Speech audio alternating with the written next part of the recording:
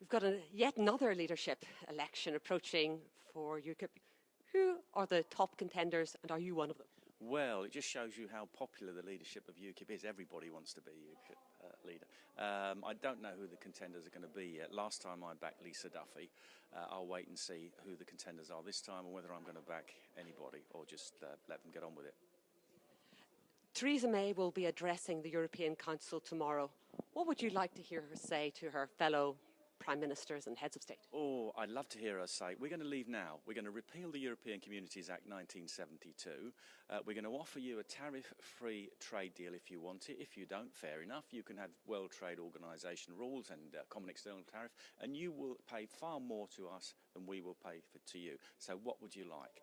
We leave very quickly. All the EU directives remain in place because they've been made acts of Parliament, so there'd be no chaos, and we can repeal those gradually over time. Now, that isn't going to happen because Theresa May, I don't believe, actually really wants to leave the European Union. I believe that what she's trying to do is to delay this whole thing until she can foist on us some kind of Swiss or Norwegian deal, which would be a disaster because we'd still have to pay the EU money, we'd still have to obey EU law, we'd still have open borders. But also I realise that Parliament doesn't actually want to repeal the Act now either. But if they refuse to do that, then we face a constitutional crisis and they will be going in defiance of the will of the British people. So what I'd like Theresa May to do is to say that's the road we're going to go down because that's what the British people voted for, and Parliament can actually repeal that Act or not and precipitate a constitutional crisis, which would lead to another general election, we hope, and then perhaps UKIP could win a load of seats.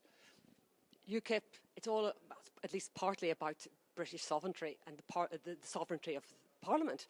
Surely we should have a debate in the House of Commons.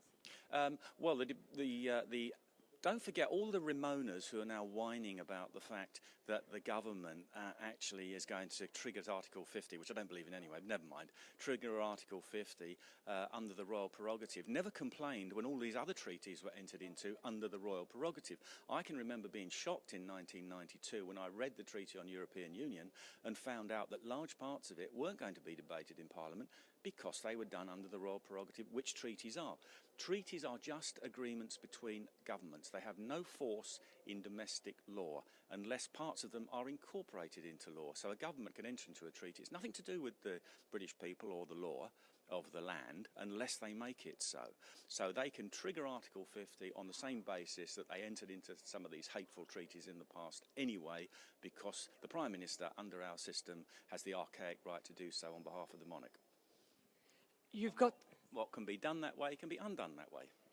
You're wearing the UKIP symbol, the symbol of the pound, of course, and we know that the pound has tumbled in value. Theresa May has said to her cabinet today that if we go for a hard Brexit, then we will have to increase our trade with non-EU members by 37%. That's quite a tall order. Well, of course, the International Monetary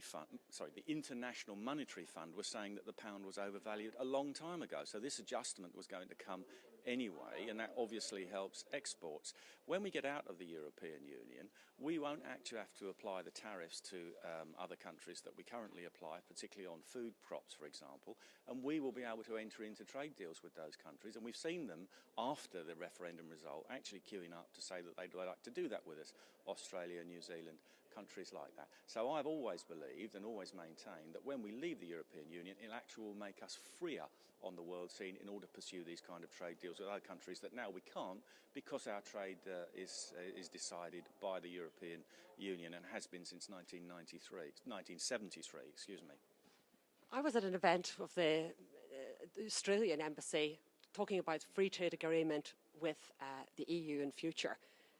Off the record, they were very disappointed that the UK is leaving the EU. They would like the UK to be in the EU as a very good partner, a trade partner for them, rather than do a separate agreement. Well, of course, the vested interest of politicians around the world is just to deal with one central authority rather than have to deal with individual democratic nation states. This is why the Americans are so keen on the EU, because it saves them the trouble of talking to 28 different democratic countries. Well, I'm very sorry for them that we're going to make their life harder, but this is about the democracy of the British people, not about what's easier for foreign politicians and diplomats to deal with. So bad luck on their part, good luck on our part.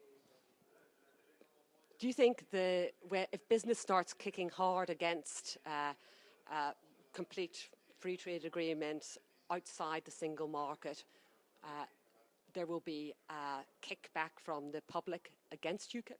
Well, all this thing about the single market is a myth.